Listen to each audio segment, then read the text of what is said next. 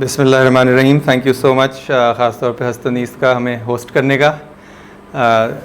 बहुत ही खुशी है कि फिर यहाँ पे एक और बार प्रेजेंट कर रहा हूँ अपना काम। और ख़ास तौर पे क्योंकि क्रोम लाहौर का मेन जो फोकस है वो लाहौरी ख़ास तौर पे मुग़लिया तारीख़ है।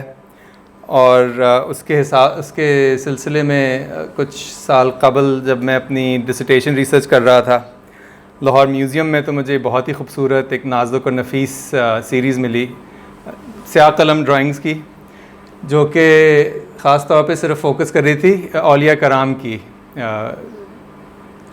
ड्राइंग्स की। तो उस वक्त डॉक्यूमेंट वगैरह करके रखी हुई थी, लेकिन उसके बारे में कुछ ज़्यादा सोचा नहीं था क्योंकि अपनी रिसर्च थोड़ी और एक और तरफ चली गई थी।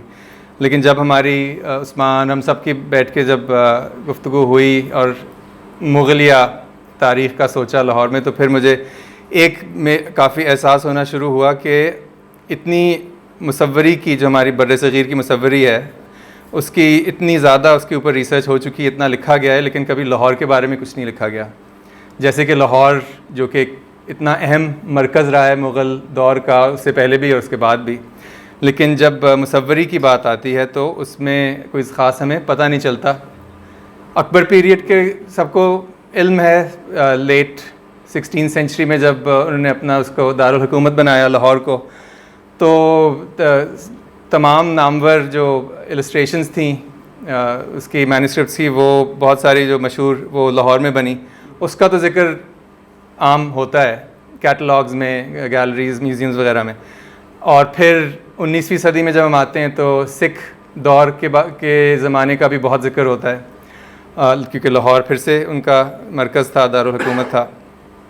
लेकिन उसके बीच में जो एक पूरा गैप है तकरीबन 300 साल का है जितने का भी, उसमें उसका कोई ज़िक्र ही नहीं है। जैसे कि अचानक से लाहौर तारीकी में चला गया हो या कुछ ऐसा हो गया। तो उसके मैं सोच रहा था बहुत ज़्यादा कि क्या वजह है और कहाँ से हम लोग उसके आसार ढूंढ सकते हैं। और लाहौर म्यूज़ियम में बहुत ज़्यादा उसके हमें आसार नज़र आते हैं मेरे ख़्याल से, लेकिन क्योंकि उस पर कोई काम नहीं हुआ हुआ तो हमें उसकी तहकीक थोड़ी गहराई में जाके करनी पड़ेगी। और सबसे पहले तो ये सोचना पड़ेगा कि लाहौरी कलम या लाहौरी अंदाज़ और उसका तर्ज़ है क्या है भी कि नहीं। इस तरह के सवालात अपने आप के लिए पूछ रहा था, जिसके ज़रिए फिर ये तफ्तीश और तहकीक आगे बढ़ी।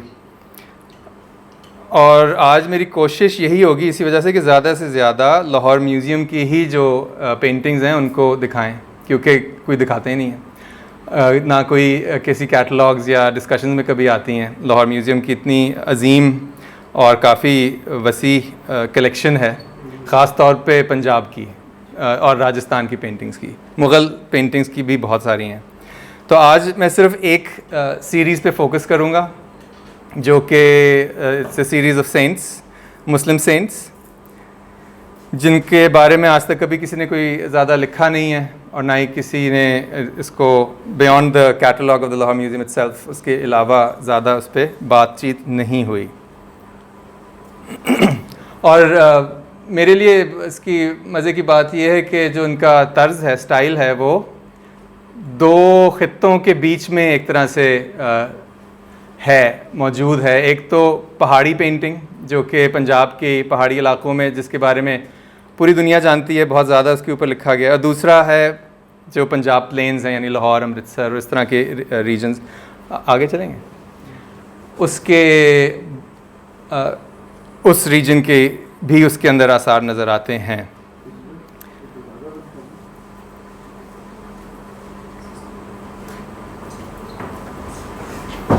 बोलता रहूँ क्यों है वो, ठीक है। तो जो आप कह रहे थे कौन से आसार नज़र आते हैं? पहाड़ी जो कि पंजाब हिल्स और हमारे अपने जो पंजाब प्लेन्स हैं, मेरे तो उनके बीच में कहीं है। तभी तक उसके बारे में आज ही पहली बार इसको शेयर कर रहा हूँ लोगों के साथ, पहले कभी ख़ास इसके बारे में बात नहीं की। तो I love to also get feedback from everyone. और बीच में अगर कोई सवाल वगैरह हो, इनफॉर्मल टॉक है, तो अगर कोई बीच में सवाल हो या कुछ मिस हो जाए तो ज़रूर बताइए, पूछिए, बल्कि आगाही भी दीजिए। तो सबसे पहले जो चीज़ नज़र आती है, बहुत छोटी पेंटिंग्स हैं। इसके बारे में, मटेरियल के बारे में थोड़ी देर में बात करूंगा कि इनका स्केल और साइज़ और टेक्निक वगैरह क्या है। और तमाम जो हैं वो औलिया कराम की तस्वीरें हैं। तो सवाल यहीं से उठता है कि ये सीरीज़ कहाँ बनी थी। तकरीबन 49 या 50 ड्राइंग्स हैं, किसने बनाई थी और कब बनी थी। लेकिन मुझे बहुत जल्दी इस बात का भी एहसास हुआ कि इन सवालों का जवाब ढूंढना बहुत मुश्किल है, क्योंकि आगे चलेंगे, क्योंकि ये एग्ज़ाम्पल्स दिखा रहा था। लेफ़्ट पे टिपिकल पहाड़ी पेंटिंग का एग्ज़ाम्पल है 18वीं सदी से, राइट पे एक typical Punjabi painting from the Sikh era, उसका एग्ज़ाम्पल है। तो हमारी जो सीरीज़ है औलिया कराम की, वो कुछ बीच दोनों के उसमें झलक नज़र आती है। लेकिन इनकी रिसर्च करने में बहुत मुश्किल है, क्योंकि जब बंटवारा हुआ था इंडिया और पाकिस्तान का, तो लाहौर म्यूज़ियम के जो थे सारी कलेक्शन, उसमें भी बंटवारा हो गया था। तो एक माइक्रो पार्टीशन हुई थी म्यूज़ियम में भी। और आज हम जितनी भी सीरीज़ उठाते हैं लाहौर म्यूज़ियम में, उसकी 40% ड्राइंग्स या पेंटिंग्स चंडीगढ़ म्यूज़ियम में है, इंडियन पंजाब में, और बाकी 60% लाहौर म्यूज़ियम में है। और ज़ाहिर है पाकिस्तानी होने के नाते हिंदुस्तान जाना तो आजकल, इंडिया जाना तो नामुमकिन है, और ख़ास तौर पे अगर उन्हें पता चले कि रिसर्चर जा रहे हैं तो उनको एक्सेस बिल्कुल भी नहीं मिलती। और तारीख़ भी इसी चीज़ की गवाह है पिछले 75 सालों में, कि किस तरह से जो हिस्टोरियोग्राफी है, सेकेंडरी लिटरेचर है, वो ज़्यादा से ज़्यादा इंडियन वॉइसेस को तरजीह देता है और पाकिस्तानी वॉइसेस को नहीं देता, जिसकी वजह से चंडीगढ़ म्यूज़ियम की कलेक्शंस का सबको पता है, लाहौर म्यूज़ियम की कलेक्शन का किसी को भी नहीं पता। और आगे चलेंगे तैमूर साहब, चलते जाएं। हाँ उस्मान, कौन इंडियन आवाज़ को तरजीह देता है वो पाकिस्तान? इंडियन पढ़े लिखे हैं ना, वो लिखते पढ़ते, उनके मतलब culturally speaking, western exactly academia reception जो होती है म्यूज़ियम्स में, जाएं चाहे अमेरिका हो, यूरोप हो, उसमें हमेशा कोई पाकिस्तान की बात तो नहीं करता। इवन दो दिनों के हमारे पास कलेक्शंस हैं, काफ़ी ज़्यादा कलेक्शंस हैं, कराची में हैं, लाहौर में हैं, दूसरी जगहों पे, लेकिन कभी एक्सेस भी मुश्किल है। ये नहीं कि सिर्फ एम ही नहीं करते, यहाँ पे आना, यहाँ से काम निकलवाना बहुत मुश्किल है, बड़ी आराम से वक्त से होता है। और generally I think the cultural जो भी कह सकते हैं, कल्चरल और लिंग्विस्टिक पर्सपेक्टिव से भी एक तरह से India has the upper hand when it comes to promoting their culture and we don't.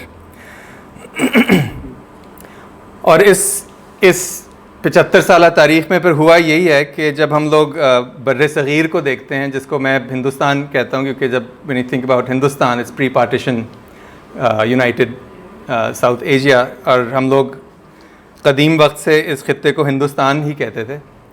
और जब हम हिंदुस्तान की तारीख़ को इस आजकल के लेंस से पीछे देखते हैं, तो अमूमन यही होता है कि तमाम खित्ता पोस्ट पार्टीशन इंडिया के साथ कन्फ्लेट हो जाता है, मुंसलिक हो जाता है। बाकी रीजन्स, बांग्लादेश, श्रीलंका, नेपाल, पाकिस्तान उस कॉन्वर्सेशन में इतने नहीं आते। और ज़ाहिर है कल्चरल, सकाफ़ती और ज़बानी पर्सपेक्टिव से हिंदी और संस्कृत जो हैं वो इंडिया और हिंदुज़म हो जाते हैं, उर्दू पर्शियन ज़बान जो है वो पाकिस्तान और इस्लाम हो जाती है। तो वो ख़ुद एक मसला खड़ा करता है फिर सेकेंडरी लिटरेचर जो इस तरह से जब इस्तेमाल होता है तो ये द कॉलोनियल पीरियड मैप है, इसके अंदर you get a better idea. पीछे जाने, इससे उसमें ज़्यादा में एक बेहतर आइडिया होता है कि ये ख़ित्ता जो था वो किस तरह से एक यूनाइटेड रीजन था, लेकिन जब बंटवारे के बाद उसको अलहदा कर दिया गया। आगे चलेगा तो फिर जब इस तरह के बंटवारे हो जाएं, जहनी बंटवारे, कलेक्शंस के बंटवारे और ज़ाहिर है जोग्राफिकल पार्टीशन, तो फिर इस तरह की पेंटिंग्स को एक समझना भी मुश्किल हो जाता है। जैसे कि एक मुस्लिम सरपरस्त के लिए हिंदू थीम हरिवंश, जो कि महाभारत का अपेंडिक्स है, लाहौर में बना हुआ मिसाल के तौर पे, तो ये एक नीट क्लीन बाउंड्रीज जो आज हमने बना दी, उसमें इस तरह की पेंटिंग्स फिट नहीं होती फिर। और यही चीज़ मैं दिखाना चाह रहा हूँ अपनी औलिया कराम की जो सीरीज़ है लाहौर म्यूज़ियम में, वो भी आजकल की सीमाओं के तहत फिट नहीं होती वो किसी भी particular neat and clean bracket या डब्बे के अंदर। अब आगे चलिए। तो जिस तरह आजकल टिपिकल जब मगरब में नुमाइशें होती हैं, तो इस तरह का मैप दिखाया जाता है to represent all of South Asia, जो कि आप सीधे हाथ पे देख रहे हैं। इसमें क्लियरली इंडिया के मॉडर्न डे इंडिया के सारे एक एक जगह का नाम लिखा हुआ है, लेकिन when you go to Pakistan उसका एक दो से ज़्यादा नाम ही नहीं लिखे, उसके बारे में बात ही नहीं होती. तो gradually we been our region has been erased out of history और the discussion of history. So that's my sort of hope. कोशिश यही है कि उसको वापस लाया जाए, हमारे यहाँ के पाकिस्तानी कलेक्शंस को भी मेन स्ट्रीम में डिस्कशंस में लाया जाए. आगे चलिएगा. तो सबसे पहले तो समझने के लिए कि इस तरह की सीरीज़ को हम जोड़ें कैसे, सबसे पहले ये भी समझना होगा कि डिवाइड हुई क्यों और कैसे. 1947 में से ही शुरू होती है, जब लाहौर म्यूज़ियम, जो कि सेंट्रल म्यूज़ियम था पूरे पंजाब का, उसके अंदर पंजाब के और उसके आउटलाइंग रीजन्स राजस्थान वगैरह के भी one of the best collections थी इन द वर्ल्ड. लेकिन जब मेरे ख्याल से अराउंड 1950 उसकी फिर डील हो गई थी कि 40% काम जो है वो चंडीगढ़ में जाएगा. और कुछ स्कॉलर्स ने उस पर काम भी किया है, शैला भट्टी ने जिस तरह से, आगे चलेंगे, कुछ उसके ऊपर रोशनी भी डाली है. और उन्होंने वर्बल अकाउंट्स भी लिए हैं म्यूज़ियम स्टाफ्स के, उससे ही ये पता चलता है क्योंकि रिकॉर्डेड कोई नेक्स्ट स्लाइड पक्का, जिस तरह वो भी कह रही हैं कि उसका बहुत मुश्किल से उसकी रिकॉर्ड्स मिलते हैं कि ये क्यों हुआ बंटवारा इन कलेक्शन का और किस तरह क्या जवाज़ था उसका, वो नहीं एग्जैक्टली समझ आता. लेकिन जब उन्होंने इंटरव्यूज़ वगैरह किए उससे अंदाज़ा हुआ कि 40% चंडीगढ़ में चले गए. आगे चलिएगा. तो उसके बाद फिर मैंने जो हमारी कलेक्शन है मोस्ट लाइकली 50 ड्राइंग्स की है, उस ग्राफ में डाल के देखने की कोशिश की कि सब नंबर्ड हैं. सारे देवनागरी न्यूमेरल्स में भी नंबर्ड हैं और अरबिक नंबर्स में भी नंबर्ड हैं. तो उससे आसानी हो गई ज़िंदगी में. पता चल गया कि पहला फोलियो जो है वो चंडीगढ़ में है, दूसरा तीसरा इस तरह से, और अभी कितने गैप्स हैं अब मेरे अपनी पर्सनल आर्काइविंग में. और उम्मीद है कि आइंदा कभी वक्त मिले किसी इंडियन स्कॉलर या दोस्त के साथ कोलैबोरेट करने का, जिससे बाकी इमेजेस भी मिल जाएं तो चंडीगढ़ में हैं. आगे चलिएगा.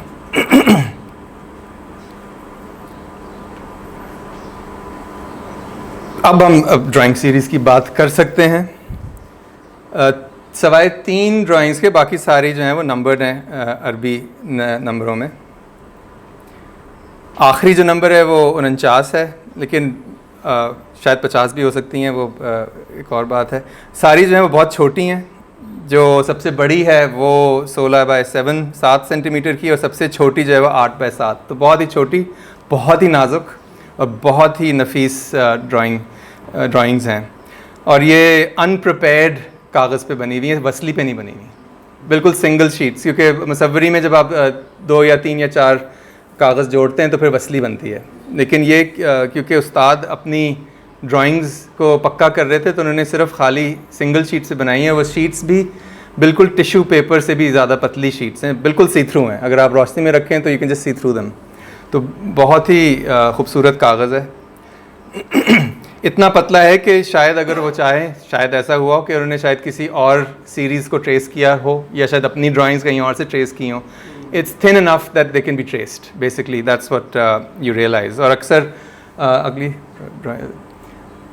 ये सबसे बड़ी है, मेहतर इलियास. अगर किसी को इन औलिया कराम के बारे में पता है तो मैं बहुत जानना चाहूँगा. जिस तरह मुझे नहीं पता मेहतर इलियास कौन है, मिसाल के तौर पे, और आप लोगों को इस बारे में ज़्यादा इल्म है मेरे से. शाह शरफ बोली कलंदर का तो पता है, पानीपती अलमशहूर कलंदरी थे, चिश्ती कलंदरी. लेकिन वो सबसे छोटी है. तो just to give you an idea of the scale. Next please.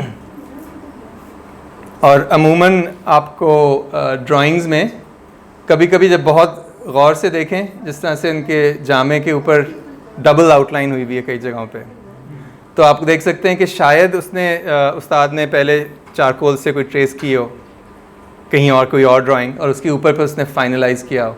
ये उस्मान ज़्यादा बेहतर बता सकते हैं कि टेक्निक क्या हुई होगी, मुझसे बेहतर जानते हैं. लेकिन इसमें you can C under drawings and underlines. तो इट्स बीन डेवलप्ड. रंग बिल्कुल बहुत कम इस्तेमाल किए हैं. सबसे ज़्यादा रंग जो इस्तेमाल हुआ है वो सफ़ेदा है, शक्लों पे, दाढ़ियों पे, पगड़ियों पे. और हमें बहुत ज़्यादा इसका एविडेंस नज़र आता है कि ये जो ड्राइंग्स थी ये वाली, इनको फिर मुकम्मल किया गया था। जिस तस्वीर खाने में बनी थी शायद उन्होंने किया हो या जिसने भी किया हो, क्योंकि इसकी मुझे पूरी दुनिया की कलेक्शन में से कहीं कहीं जगहों से कंप्लीट पेंटिंग्स मिल गई हैं।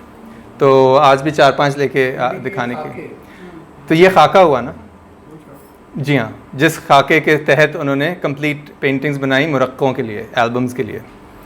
अगले आगे दिखाएं।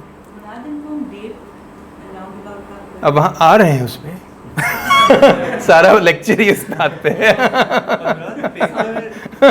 पेपर की जो फिजिकलिटी है आपने बहुत अच्छा एक्सप्लेन किया, लेकिन राइस या हेम्प एंड कॉटन, लेकिन ये तो इतना पतला है कि कॉटन शायद ना हो सके, आई एम नॉट श्योर। लेकिन अमूमन जो कागज़ बनता है वो हेम्प यानी जो हमारा लोकल चर्च वाला का पौधा, क्या कहते हैं, भंग का पौधा, सॉरी, और कॉटन रैग जो कि which is beaten into a pulp and then put into a vat and mixed and. और क्या सियालकोटी पेपर? मेरा तो ये ख्याल है, क्योंकि सियालकोट जो था हमारा वो बर्रे सग़ीर का नामवर मरकज़ था कागज़ बनाने का, पूरी दुनिया में बल्कि मशहूर था। और सारी मुसव्वरी जो होती थी एटलीस्ट 1830-40 तक जो कागज़ था वो सारा सियालकोट से जाता था। उसके बाद जब सिखों ने अपना लाहौर मरकज़ बनाया तो लगता है कि उन्होंने फिर मोहल्ला कागज़ियाँ आबाद किया लाहौर में। तो सियालकोट में क्योंकि पेट्रनेज ख़त्म हो रही थी तो फिर वो लोग यहाँ लाहौर में आ गए। लेकिन फिर शायद पहली जंग के बाद 1858 के बाद कुछ रिकॉर्ड नहीं मिलता उन कागज़ी फैमिलीज़ का। तो जो मैं अपना कागज़ इस्तेमाल करता हूँ वो संगनेर से आता है राजस्थान में, क्योंकि वो भी उसी फैमिली के ही एक लॉन्ग लॉस्ट कज़न्स हैं जो कि राजस्थान में सेटल हो गए। और लेकिन सियालकोट का कागज़ सबसे ज़्यादा मशहूर और नामवर था पूरे ख़ित्ते में। तो just to give you an example कि उसके पीछे जो है आप नागरी में देख सकते हैं वही नाम, ये हस्सू तेली फ़ारसी में लिखा है। जब उसके पीछे यू कैन ऑल्सो सी कितना पतला कागज़ है कि उसकी थ्रू एंड थ्रू उसकी ड्राइंग आपको नज़र आ रही है। उसका चेन लाइंस जो होती हैं, ले लाइंस जो होती हैं जिसके ऊपर आप वैट पे कागज़ रखते हैं वो भी नज़र आ रही हैं इतनी क्लियरली। और ऊपर देवनागरी में हस्सू तेली लिखा हुआ है और उसके पीछे नंबरिंग भी हुई भी है। आगे चलें। तो इस तरह से फिर मुझे कंप्लीट पेंटिंग्स मिली हैं इन एल्बम्स। ये वाली जो है वो बिब्लियोथेक नाशनल दो फ्रांस में है, जो कि एक पूरा मुरक्का है जिसके ऊपर आज तक कभी किसी ने काम नहीं किया, लेकिन मैं करना चाहूँगा कभी। और मेरा ख़्याल ये है कि वो पूरा मुरक्का शायद लाहौर में ही बना हो, लाहौरी मुरक्का है मेरा, जहाँ तक मेरा ख्याल है स्टाइलिस्टिकली, क्योंकि उसमें कुछ ऐसी चीज़ें हैं जो कि बहुत लोकल हैं, कुछ ऐसे डिज़ाइन एलिमेंट्स हैं जो कि बहुत लोकल हैं, जो कि दिल्ली या लखनऊ या उस तरह के दूसरे मराकज़ में आपको नहीं मिलते। और ज़ाहिर है you can C, I will talk about this in a little bit again in further detail. You can सी कि किस तरह से वो लिटरली वो ट्रेसिंग की कॉपी है, क्योंकि आप ट्रेस करते हैं तो आपको उसका उल्टा नक्शा आता है, फिर आप उसको जब डालते हैं तो फिर वो ऑपोजिट आ जाता है। तो it's a literal copy of the original which is in the Lahore museum. और इसमें उन्होंने नाम उसका मियाँ हस्सू तेली लिखा है, और उनके बारे में भी हम बात कर सकते हैं अगर वक्त हुआ तो। I hope so. अभी तो ड्राइंग्स की बात हो रही। आगे चलें, देखें क्या है आगे। ये डिटेल है उसकी, बहुत ही खूबसूरत उनकी चादर है, स्टिच्ड और डीप प्योर इंडिगो नील का रंग है चादर में। और छोटी छोटी चीज़ें इस तरह भी मुझे नज़र आती हैं, मेरे पास पॉइंटर नहीं है, कैसे करें। लेकिन अगर आप दोनों हाथ देखें दोनों, तो जो उस्ताद ने जो बनाया हाथ वो इतना नाजुक है, इतना रिफाइंड है, लेकिन वो ट्रेसिंग में, उसके बाद उसकी कॉपिंग में और पेंटिंग उस्ताद ने नहीं की, ये इतना आपको नज़र आ रहा है। क्योंकि हाथ देखें कितना ब्लॉकी है, बिल्कुल स्टिफ है राइट वाला, काट दिया है बिल्कुल। लेफ़्ट वाले में इतने मज़े से उसने हाथ बनाया है उस्ताद ने, you can really tell the difference कि उस्ताद का क्या काम था, फिर उसके शागिर्दों ने कैसे कॉपी किया और फिर उसको अपने मकसद के लिए इस्तेमाल किया। तो उसमें there is a loss in the technique as well. चलें आगे चलें। तो फैज़ा आप तो आगे आके बैठ जाए, क्या नज़र आ रहा है? अच्छा, उसके बाद और डिटेल्स जो हमें इस ड्राइंग की, स्याह कलम की सीरीज़ में मिलती हैं।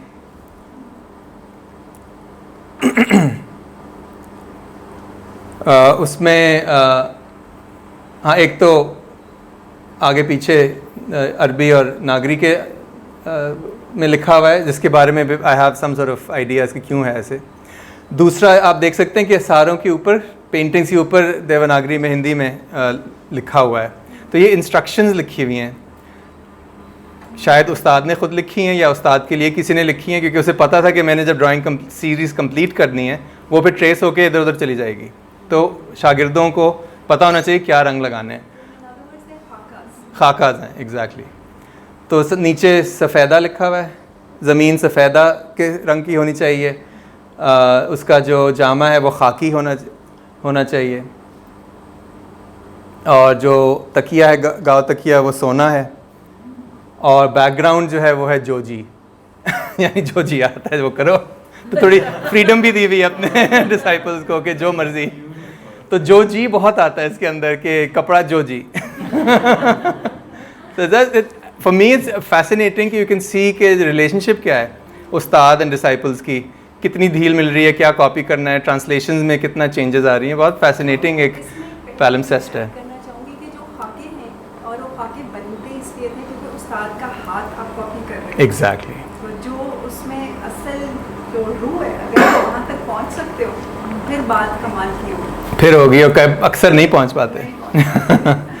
आगे चलें।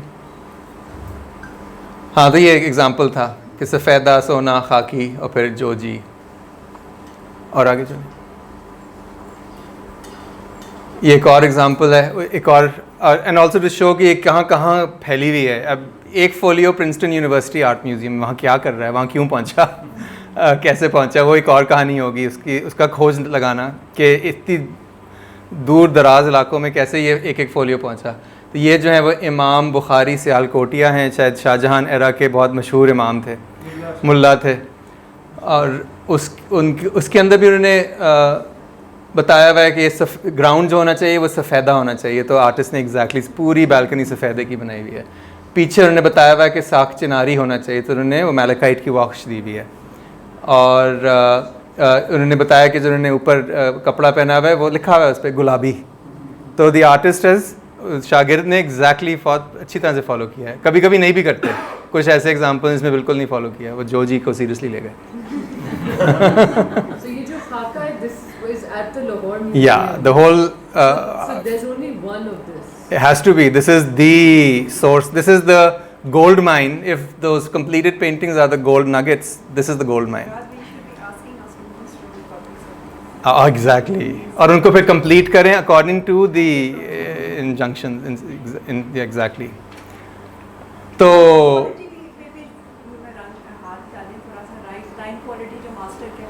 वो बहुत खूबसूरत है। अब और हाथ जिस तरह से बनाए हुए हैं,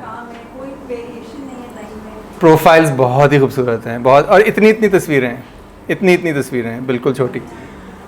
आगे चलिए।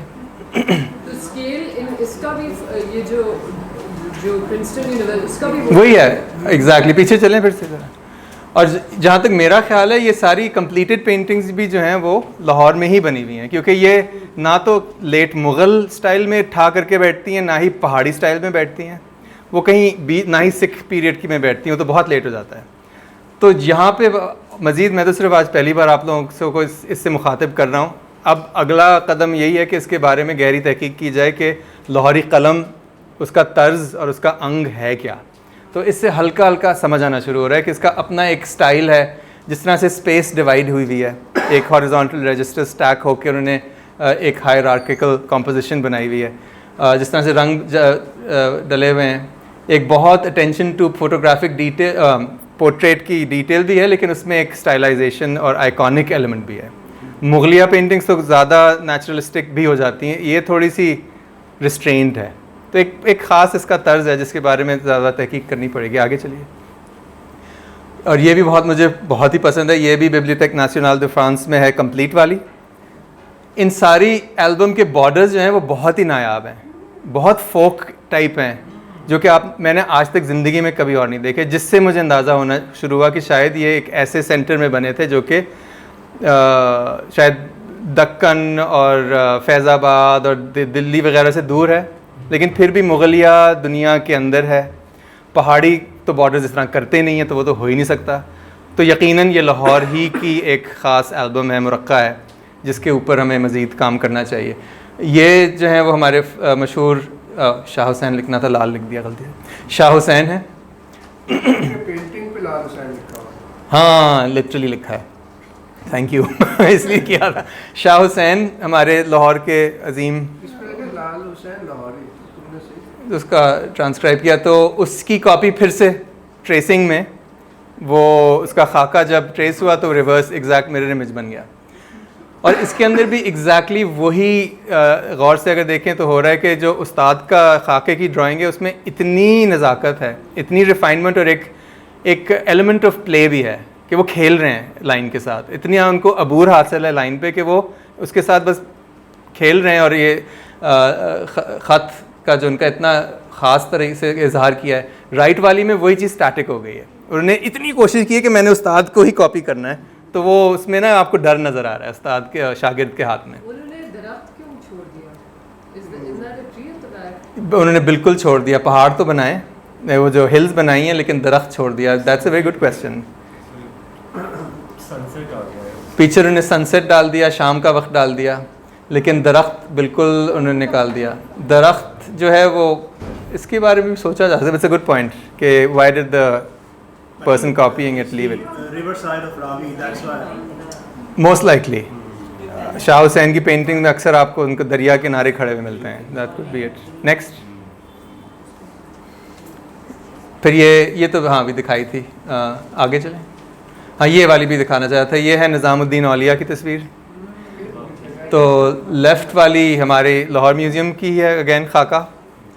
और इसमें डिसाइपल या जो जिसने भी बनाई बिल्कुल फॉलो नहीं किया इंस्ट्रक्शंस। उसने कहा है बोल्स्टर पे सोना होना चाहिए, उसने लाल रंग का बना दिया। और उसने कहा है कि उन्हें जामा सब्ज़ रंग का पहनना चाहिए, तो उसने नीले रंग का बना दिया। तो ठीक है वो भी सही है लेकिन again the same thing happens के the painting becomes a little stiff. कौन हाँ थोड़ा सा उसका प्रोफाइल वगैरह, because he is doing a copy of the उस्ताद ड्राइंग। आगे चलें। तो अब हम लोग आते हैं सामिया के सवाल पे कि ये कब की हैं, और हमारे पास सिर्फ एक ही चीज़ रह जाती है आर्ट हिस्टोरिकल एनालिसिस में, which is a stylistic analysis, कि उसके तर्ज को समझना, जिसके ज़रिए हम सोच सकते हैं कि किस रीजन में बनी हो सकती है, किस पीरियड में बनी हो सकती है। और ज़ाहिर है वो 100% तो नहीं कह सकते, स्टाइलिस्टिक एनालिसिस में कुछ तो तुक्के भी मारने पड़ते हैं तो उसमें ज़्यादातर जो आर्ट हिस्ट्री है, जब हम पंजाबी पेंटिंग की या राजपूत पेंटिंग की बात करते हैं, आगे चलेंगे, तो वो अगेन वही वाली चीज़ हमने जिससे शुरू किया था, वो मॉडर्न इंडिया में ही रह जाती है बात। तो पहले तो सीमाएं नहीं थी, लाहौर मरकज़ था, वो पूरे पंजाब का मरकज़ था, और लेकिन वो वाली बात इस्तेमाल नहीं होती, और सिर्फ फिर राजस्थान की बात होती है, या वो ऊपर पहाड़ी इलाके जो कि इंडिया में गए उनकी बात होती है।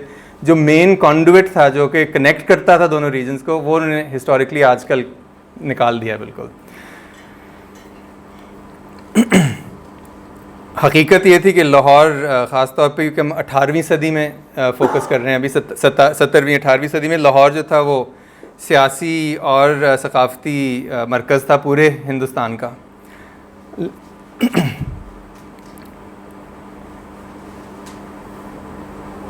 नेक्स्ट, तो मज़े की बात यह है कि क्योंकि अब हम लोग एक तरह से political art history is influenced by the current day politics so much कि जब हम लाहौर म्यूज़ियम की ड्राइंग, उसके कैटलॉग में इन ड्राइंग्स को कहा गया है कि वो सिख पीरियड ड्राइंग्स हैं, circa 1850। Stylistically that doesn't quite make sense जहाँ तक मेरा ख्याल है। लेकिन जब आप जो 40% ड्राइंग्स चंडीगढ़ में हैं उसके कैटलॉग में देखें तो वो कह रहे हैं कि गुलेर ड्राइंग्स हैं from the Punjab hill region, क्योंकि वो इंडिया में आ जाते हैं। तो through that you can really see के दो how politics influence our stylistic choices also. कि पाकिस्तान में क्योंकि ज़्यादातर हम लोग सिख पीरियड की बात करते हैं, उससे पहले की पता ही नहीं है ज़्यादा। हिंदुस्तान में सिर्फ पहाड़ी इलाका फिर पंजाब का हो जाता है, वो प्लेन्स की इतनी बात नहीं करते। तो वो एक तरह से इन दो लेबल्स के बीच में ये इस तरह की पेंटिंग्स या drawings slip they sort of tend to slip through the cracks. each country wanting to claim these drawings for their own, which is why उनकी तारीख जो है वो बदलती रहती है. लेकिन जब हम स्टाइलिस्टिकली उसको देखें गौर से तो हकीकत ये है कि वो उन दोनों रीजन्स के बीच में कहीं आती है. ना तो वो कम्प्लीटली पहाड़ी इलाके की है जैसे चंबा, गुलेर और कांगड़ा या इस तरह की, ना ही वो बिल्कुल जिस तरह से हमें समझ आए सिख पीरियड पेंटिंग्स की उस तरह की भी है. आगे चलें फिर समझाते हैं कि इसका मेरा मतलब क्या है. सबसे पहले अगर हम देखें तो ये खाके बनाने में ये कॉमन प्रैक्टिस थी पंजाबी पेंटिंग में भी, राजस्थानी पेंटिंग में भी, कि जब उस्ताद अपनी ड्राइंग बना रहा होता था तो उसके अंदर वो लिख देता था.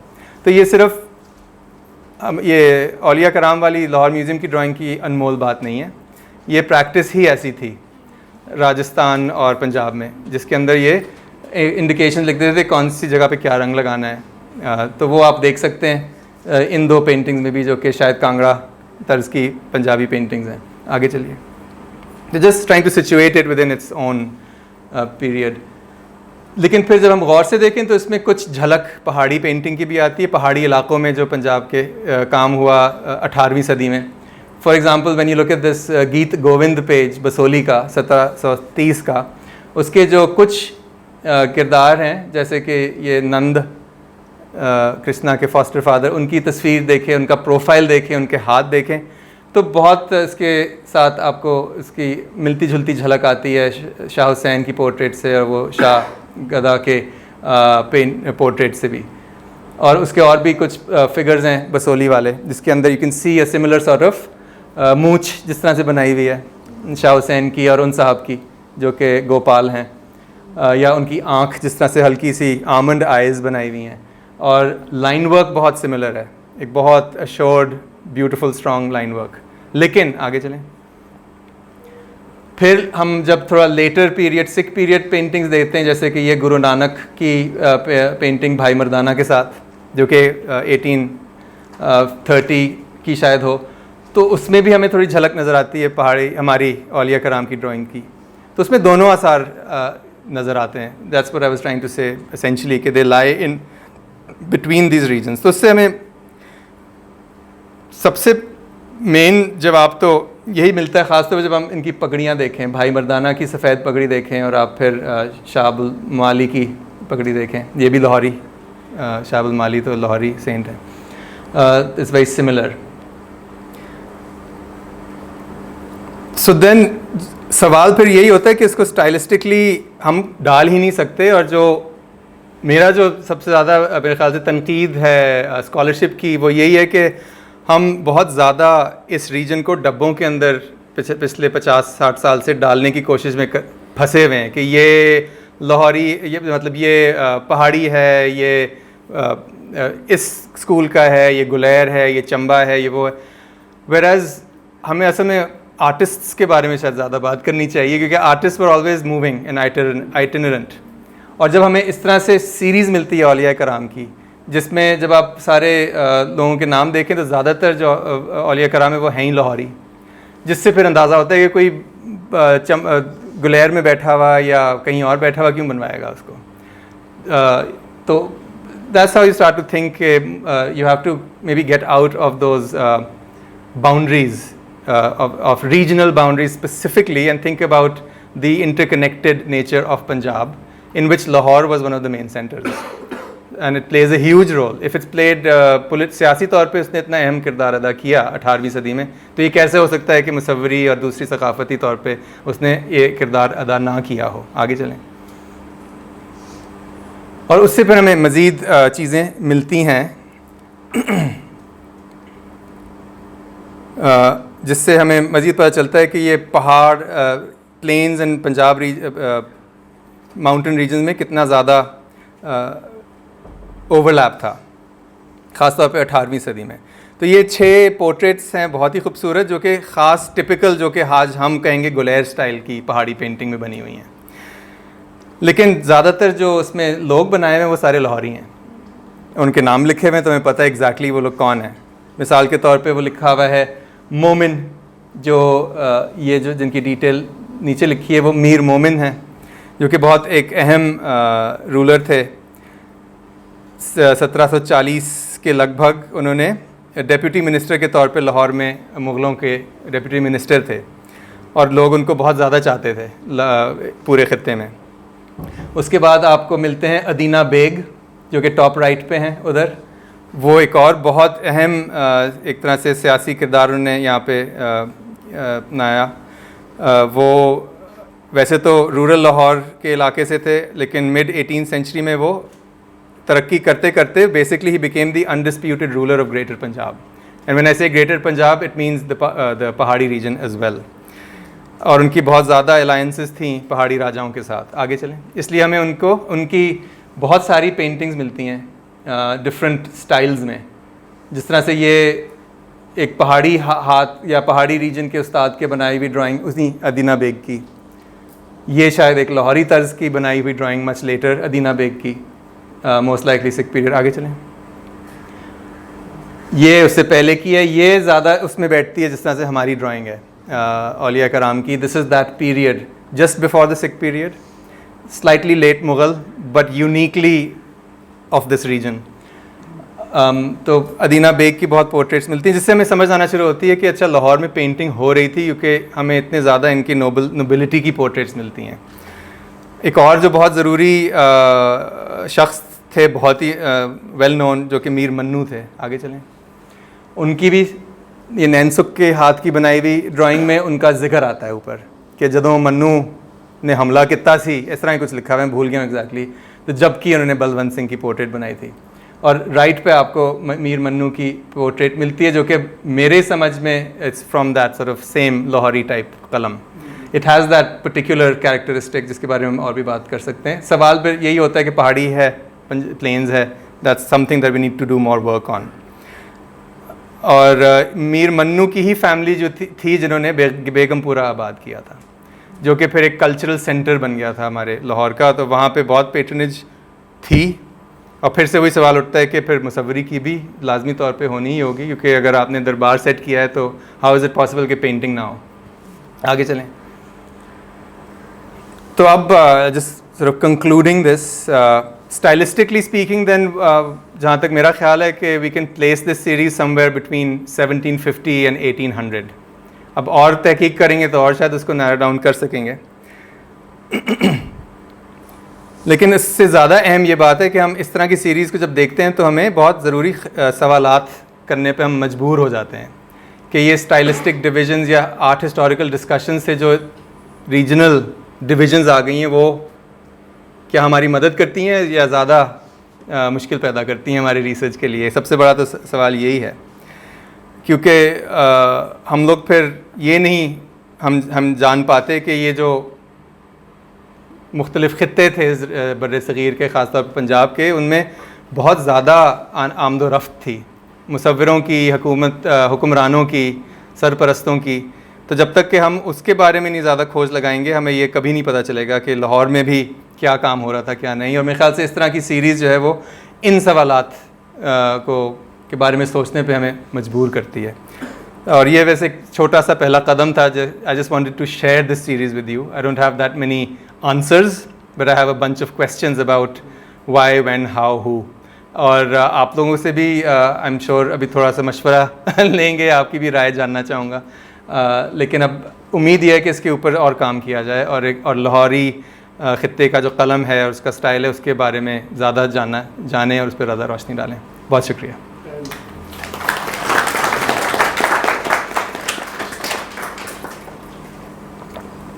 सवाल जवाब।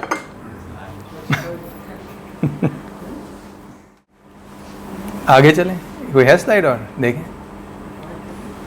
ओह, सबसे ज़रूरी स्लाइड। ठीक है।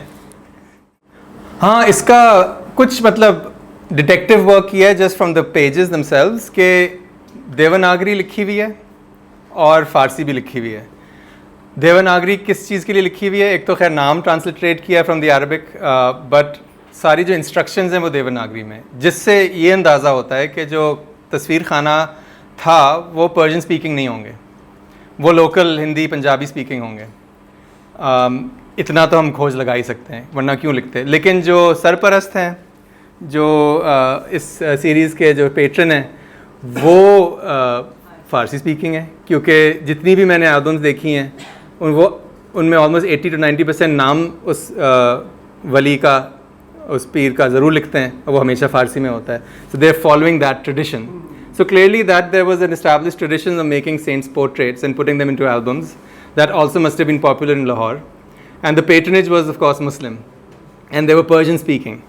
जिससे अंदाज़ा होता है कि शायद लोकल गवर्नर जो हों, शायद उनकी फैमिली ने पेट्रनाइज़ किया हो, और जो तस्वीर खाना इट्सेल्फ होगा वो लोकल हिंदी स्पीकिंग, हिंदुस्तानी स्पीकिंग, यानी पंजाबी, जो भी कह लें ज़बान को, वो होगा. इतना तो बता सकते हैं. अब उससे आगे नहीं जवाब किया. बहुत ज़्यादा खूबसूरत, specially when you think that these are tiny paintings. This is beautiful.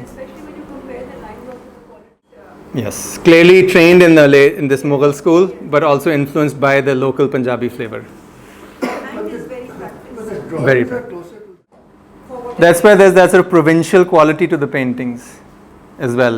There's certain sort of But the drawings are not provincial. drawings नहीं है. तो उस्ताद होंगे उस तस्वीर खाने के, कहाँ ट्रेनिंग करके आए होंगे, किस तरह से उन्होंने अपना कारखाना या तस्वीर खाना आबाद किया होगा.